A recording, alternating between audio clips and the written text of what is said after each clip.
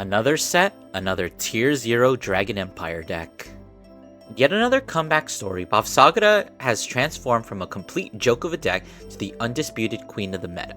This deck has completely dominated the JP format, so much so that the deck has already been hit on the ban list. Now with set 7 upon us, the English format must too endure the power of Bavsargra.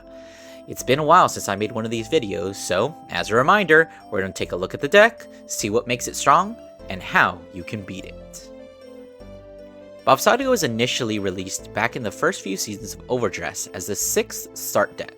Mired with consistency problems, a lack of good rearguards, and only 3 attacks, the deck would see middling play in the weaker and slower format of those days, but it never really saw any competitive success. But due to it being an anime deck, it would see multiple waves of support throughout the years that would attempt to patch some of the deck's holes while never actually solving the deck's main problems. Fast forward to DZ Set 7, and just like Shoujo Doji, Bavsargra would receive a brand new form that would not only fix all the deck's problems, but make the deck overwhelmingly powerful.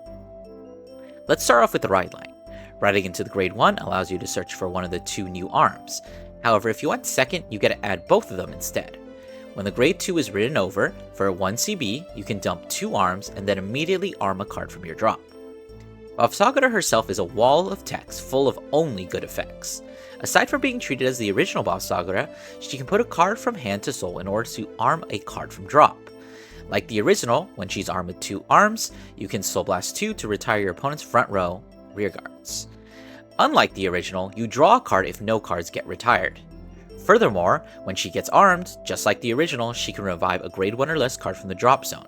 However, unlike the original, you also Energy Charge 1, and you have the option to overdress a Vylord into a Trick Moon instead of just calling. Of course, Bavsargra is nothing without her arms. While the previous ones were okay to bad, the new arms we received are leagues above any that came before. The new shield has the same plus 10k defensive ability as the original, but can add another 10k for a Soul Blast. The new sword is just as formidable. When it's armed, it will give all your front row units an additional 5k power.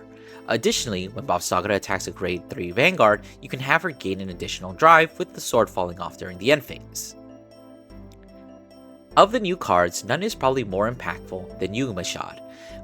With the Rideline and the new Bav arms fixing the other issues of the deck, there was only one problem left to solve: the lack of multi-attack.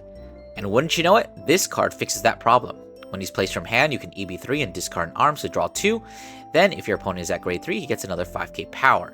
However, the more important part of this skill is that after Bavsargra attacks, he can CB1 to restand himself.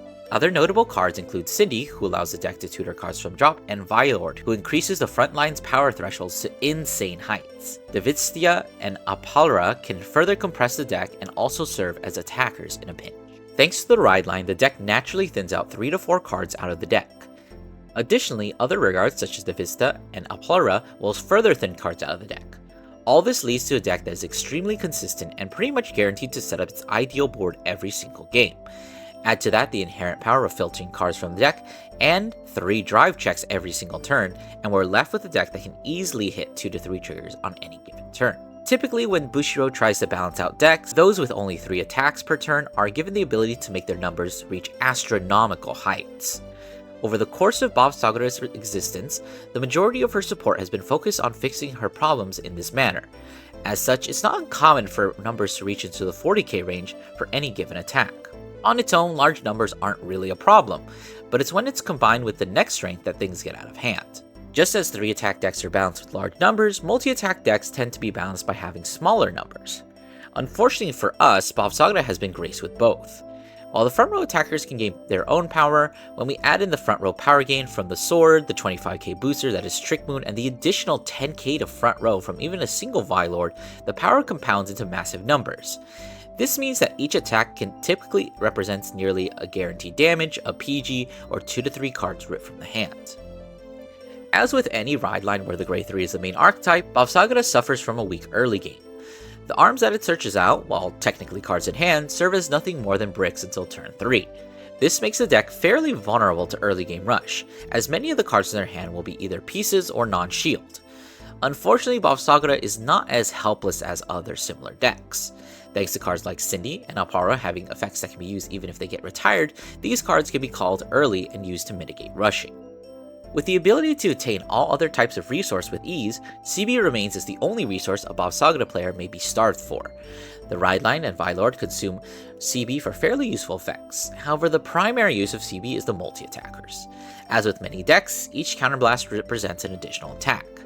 Unfortunately, just like with the last weakness, this one is also tempered by the existence of Trick Moon, who technically does offer the deck Countercharge.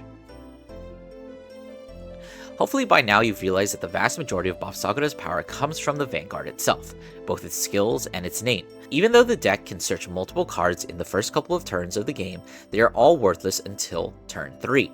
You can search out as many arms as you want, but at the end of the day, they are cards without any shield value or use. Because of this, the first 2 turns are when Bavsargra is most vulnerable. Due to the size of the number that Bav will be hitting you with on turn 4 and beyond, it is in your best interest to finish the game as quickly as possible. The easiest way to do this is to push up as much damage early as you can, and strike before Bav is able to fully bulk up. There is a line of thought that damage now can severely hamper Bavsargra's plays.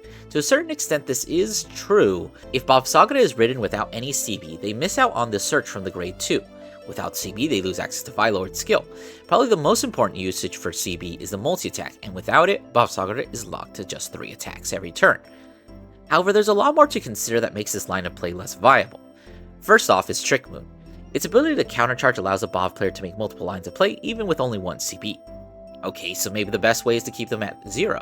No CB means no countercharge and no effects. In theory, this sounds viable, but in practice it doesn't really work. The fact of the matter is that you have to win the game at some point. Unless your deck is capable of scaling so high that you can finish them in 1 to 2 turns, all you're doing is putting yourself behind. The fact of the matter is, you'll have to give them damage eventually, and that's exactly when you'll have to deal with the full force of Bav's power. Additionally, while a lack of CB will shut down some of Bav's most powerful effects, the deck is far from helpless. The deck can still slam you with powerful attacks while building up hand from your lack of attacks. My advice for damage now is only to use it in the mid to late game. At these points are when Bav is most likely to have used up all of its CB and unable to easily get it back.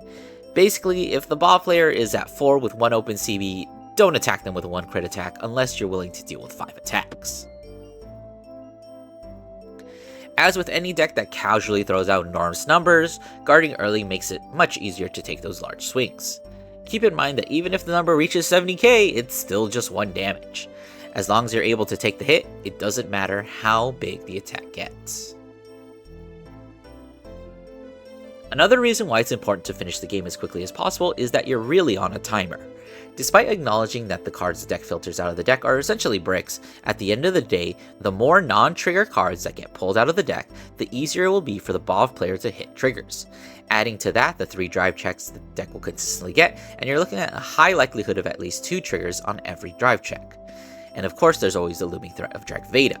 This overtrigger is especially potent in this deck because the sword isn't a once per turn, meaning both Vanguard swings will have both crit and triple drive. We've talked about damage denial and how Trick Moon can make it a less viable strategy due to its ability to countercharge. However, Trick Moon's countercharge is a lot more complicated than that. First of all, Trick Moon only countercharge when it's placed behind the Vanguard from drop. In most cases, Trick Moon will only ever really countercharge once. Think about what a Bav player has to do if they actually want to use Trick Moon's ability again.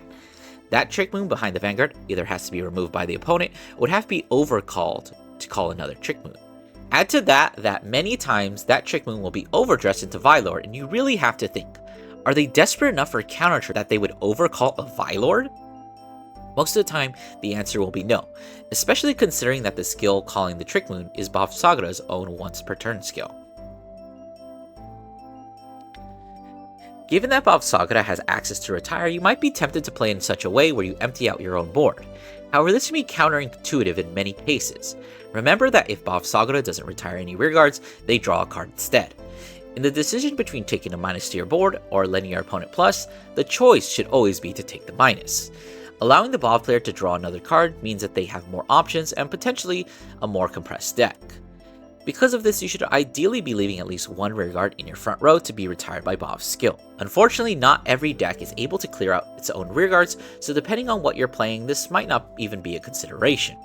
But if you're playing a deck that can clear its own board, keep in mind that you shouldn't be going out of your way to make sure your rearguards don't get retired.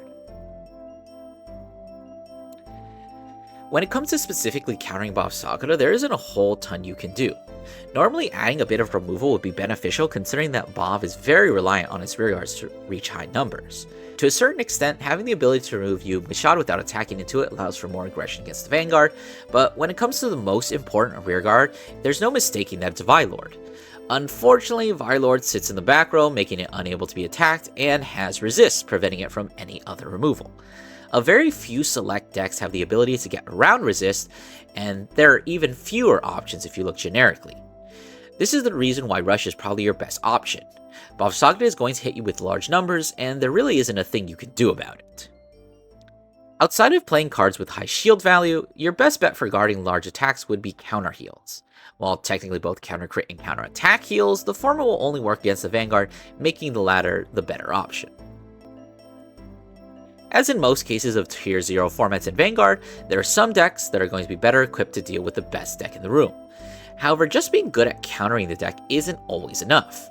The raw power of Bavsargra is nothing to scoff at, and even playing in a perfect way to counter it many times won't be enough.